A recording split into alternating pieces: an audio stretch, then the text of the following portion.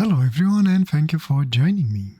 For today's Scribble, I am trying a fountain pen that I had in my collection for a couple of months now, but did not have the chance to try it out yet. A lot of people already reviewed this fountain pen and compared it with its Mont Blanc inspiration. I won't be doing that, firstly because I don't have a Mont Blanc to compare it to, and second because I am more interested in what this fountain pen by itself can do and how it's built. And I have to say I am quite impressed because for the money you are paying you get a very well built fountain pen that feels very solid in hand. I struggle to find anything that I can complain about it as I hold it in my hands. My pen came in a cardboard box with a silicone grease and a manual included, but no wrench for opening the piston to service it or to take off the nib unit. The fountain pen has the classical torpedo shape, pretty large in size in order to fit that number 8 nib. So those with hands on the smaller size, this might be a little bit on the girthier side of things and maybe not as comfortable. For my hand it fits just perfect. Anything larger though will bother me a little bit. The cap fits the pen very good and it has a perfect springy clip with 3 bands at the edge of it. It comes off very smoothly and quickly, revealing that number 8 size nib that it has and the large ink window. It's worth mentioning that it comes with 2 types of designs on their ink window. I much prefer this large clear one rather than the slotted version. It's easier to see the ink levels and I don't have to raise the pen against the light to see through those slits. One small disappointing thing that some of you might find it with the fountain pen is that it's not posting, which is a little bit of a pity to be honest, because the cap seems to get over the barrel pretty well, it just does not grab on the barrel properly, even if I try to force it a little bit. Again, a shame. This is the only thing that does not make it a perfect fountain pen in my eyes. It's more of a 9.5 out of 10. As mentioned, it does come with a number 8 nib size, or better said, almost number 8 nib size. If I measure the feed, the size is actually more around 7.5 millimeters than 8 millimeter at the base of the nib. Nothing wrong with that, just making a comment on it. The nib is perfectly proportioned with the fountain pen size in my opinion. I like it. I always liked WingSung nibs, especially their extra fine size. I am mentioning the actual size so you understand why an actual number 8 size nib and feed won't fit this fountain pen. I tried to remove the nib and feed from it, but it's pretty tight in there, so I decided not to force it. However, the good thing is that the nib unit comes off very easily. No need for the wrench like you would need on the Moonman P136, for example. I had difficulties with removing that nib unit from that fountain pen and I actually ended up purchasing the wrench for it, which sucks, because it's not cheap, or at least it wasn't when I bought it. The piston works very well and seems to travel pretty far, so I will assume that the ink capacity on it will be more than adequate. And there seems to be no gap between the piston and the bottom of the section, based on what I see from the window, and I like that.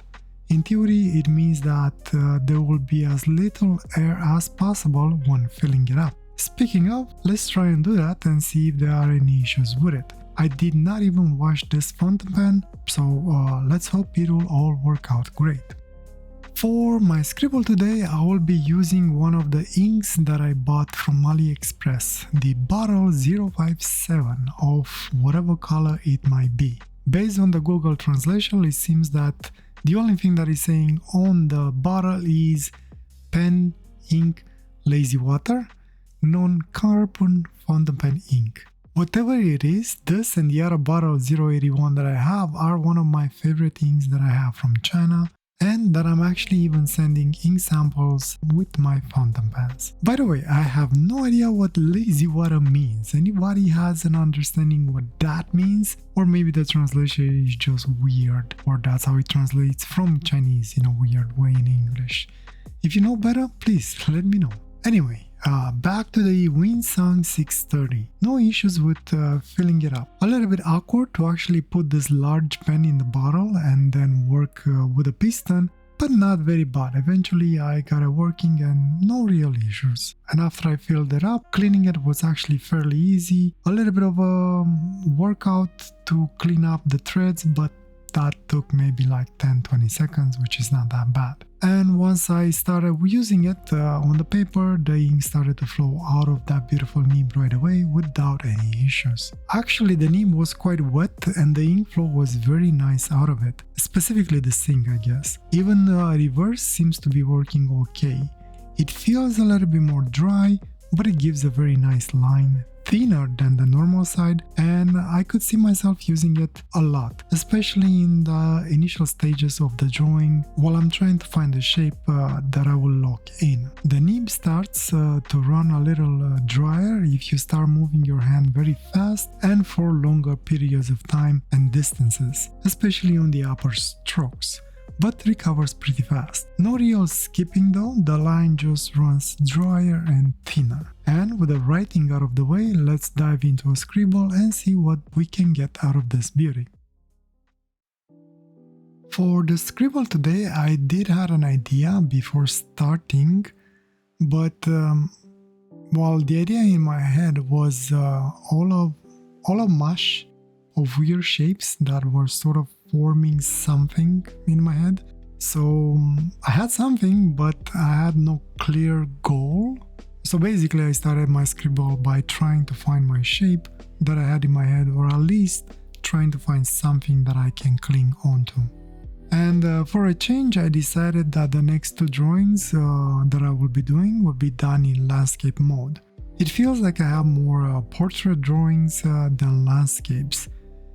Once in a while it would be nice to change things and bring a slight different challenge, I guess. And also it feels like I can zoom in a little bit more into the drawing so you can see better what I'm doing if you're interested. The scribble that you see me doing, it's actually my second try at trying to get something on the page. I still have the first try on the other side of the page. I will be showing it at the end once the scribble is complete. I flipped the page to show you what I gave up on. As a funny thing, I kind of liked that shape as well when I had a second look at it after flipping it. The other thing is, when I first drew it, I was not sure where to go with it at the moment of creation. But now that I put it aside and focused on something else, I kind of like it. So I almost have a little bit of regret not continuing that idea. So maybe, who knows, maybe I will try and get back to it and try something similar in one of my future scribbles. Maybe polish it a little bit more. But as usual, once I locked in the shape that I had and I was overall happy with it, I just proceeded to start building values and flowy lines throughout the page. And while trying to connect things together and maybe combine them in one big mass of something. And as usual, I do not know what I end up with, but it's definitely some sort of other type of creature that decided to pop from the page at me and literally hit the ground running. I assume away, or I don't know, just running. Is it a ghost? A three-legged ghost? Or maybe some sort of alien version of our earthly kiwi bird? I'll be honest, when I look at it, and especially that beak, kind of makes me think of the kiwi bird. But I don't know. That's how it looks to me. What do you see in this one? Regardless, whatever it is, the scribble was actually very fun and relaxing to dive into. I was immersed into it and never realized when the 2-3 hours passed by. I actually even forgot what fountain pen I was using, to be honest. I was focused on the lines and the shades and nothing was in my way. And from that regard, personally, I have to give high marks to this fountain pen. I had zero discomfort from it, and even if I was not able to post it, I was still able to hold it from higher up on the barrel to do my loose lines, like I usually do. So while it does not post, I really did not find that to be a problem. I also loved working with this ink. I know I have said this many times before whenever I used it, and I will probably keep on saying it, but I really love this ink for sketching or scribbling. I can layer it so much that in some parts it almost becomes a dark red, or better said, mostly black with a hint of red in it, and I love it for that. And as you can see, I have laid down quite a bit of ink, so this fountain pen holds quite a lot of ink in my perspective, or at least for my uses. I believe I only used up half of the reservoir based on what I see, but keep in mind that this is an extra fine nib. Speaking of the nib was beautiful as well. It did what I needed and wanted without much of a fuss.